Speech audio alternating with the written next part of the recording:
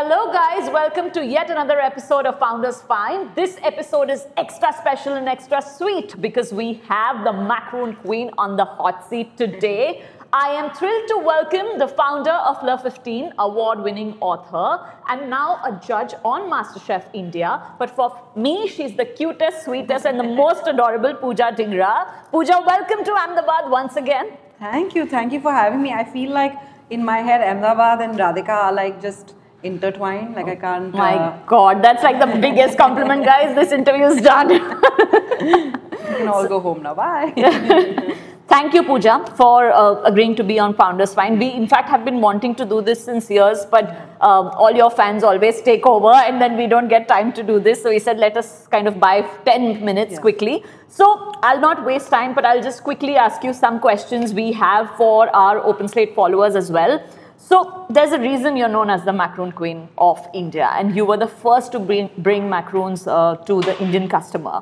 What motivated, inspired you to start Love 15? So I think like I've always been baking. I started baking when I was very young, and you know, sometimes you have a passion and you don't know if that can be your career. I think that happened with me, and I was lucky enough when I was 16 to decide that I wanted to move towards hospitality and study that.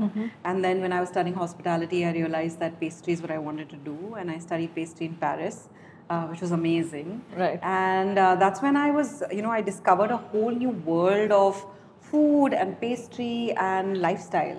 And it was there. It was like I ate my first macaron from Pierre Hermé, and it was like as cliched as it is, like love at first bite. How nice. And I was like, I have to do this. Like, do I bring, you know, I was like, why haven't I had it in India before? Is it because it's not available?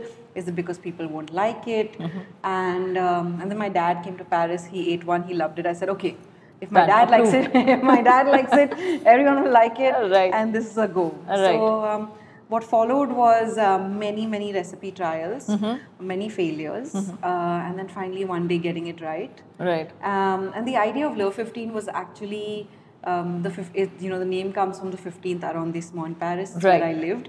And the idea was that for 1 year that I lived in Paris, the 15th was my home away from home. And it was my connection with France and Paris.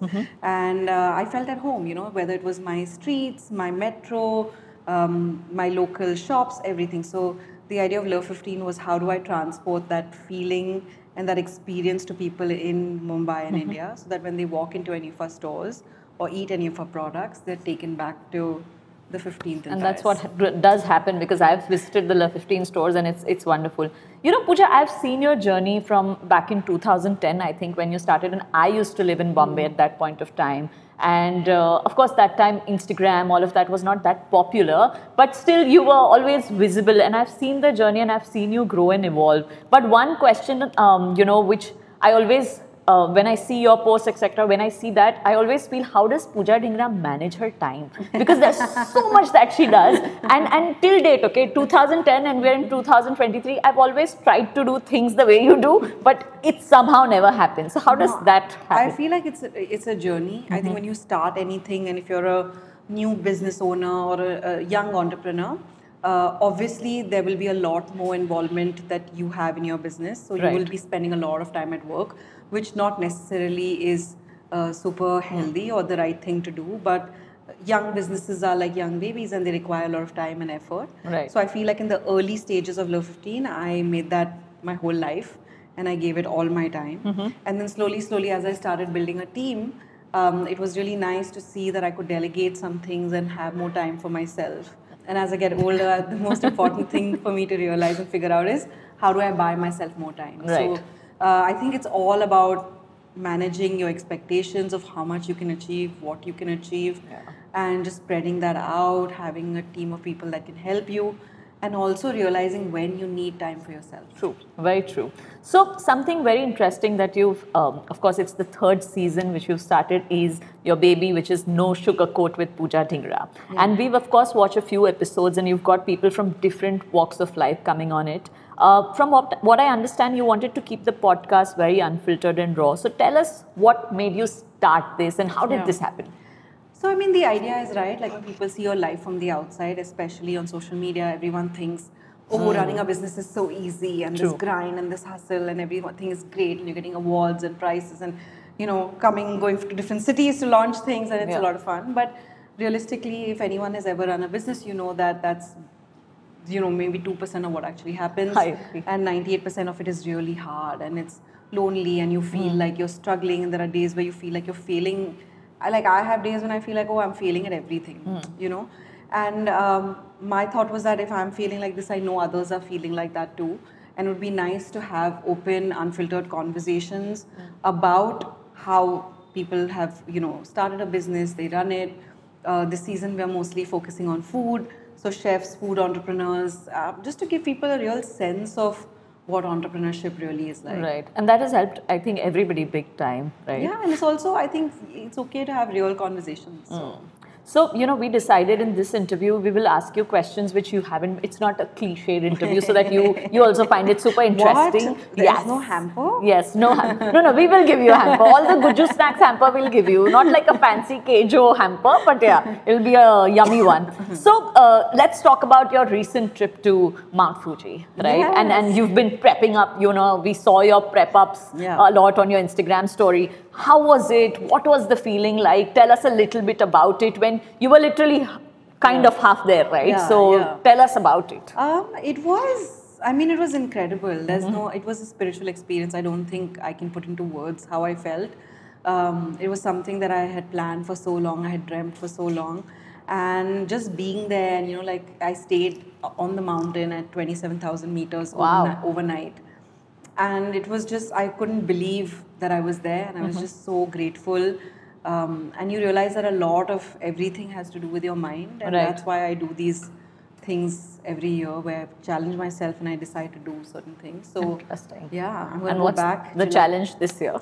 One, I have to go back and get my summiting certificate. So I go back in July. 18th is when we are planning to go. And the second is this year I feel like I'm going to learn Kathak. Wow. Yeah. Have you learned Kathak before? No, Just a fresh start. Yeah. Wow. Fabulous.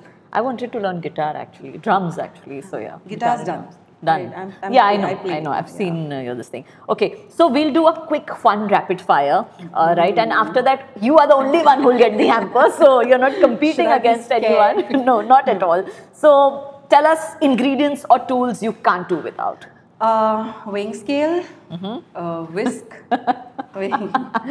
most important. Weighing scale, whisk, chocolate, and butter. Nice. Okay. Sweet or savory? Sweet. Right. Macaroon or dipkis?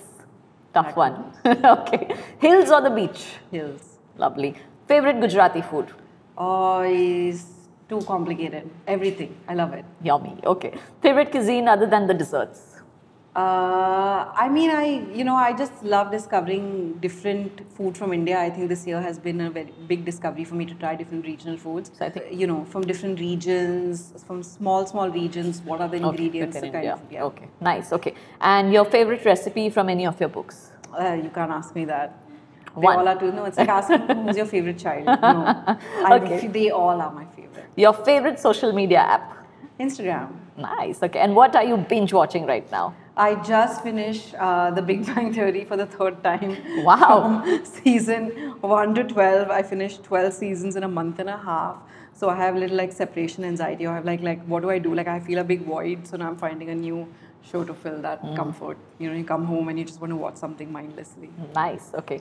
So let's talk about the latest and the newest turn in your life, which is Masterchef India. Yeah. Right? I mean, firstly, congratulations on completing the first season as a judge. And we wanted to know all about it. How was your experience there? What was it like being a judge there? I think it was, for me, it was really a magical experience and a magical time in my life. I think it's something that was and will always be extremely special.